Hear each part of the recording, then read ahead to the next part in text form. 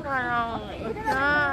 Batiin natin ng maligayang Pasko. Ikaw na lang mag-isa. Okay.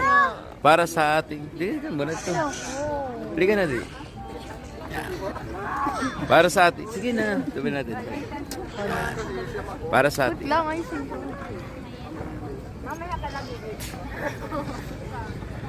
Para sa ating mga kaibigan. Tuloy natin. Magsala tayo. Tingin na. Sige, okay. Tingin ka lang ako na magsalita. Sige na. Sige. Para... Tumingin rito. Para sa ating mga kaibigan. Tingin ka ba dito, Nak? Tingin ka ba? Bakit ka natatawa? Yan. Okay na.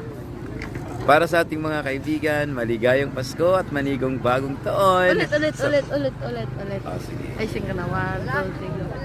Para sa ating mga kaibigan, sa bawat pamilya sa sulok man sa Pilipinas o maging sa ibang bansa, ang ating mga kaibigan, mga OFW, binabati ko po kayo ng maligayang Pasko at manigong bagong taon sa bawat pamilyang Pilipino. Bye.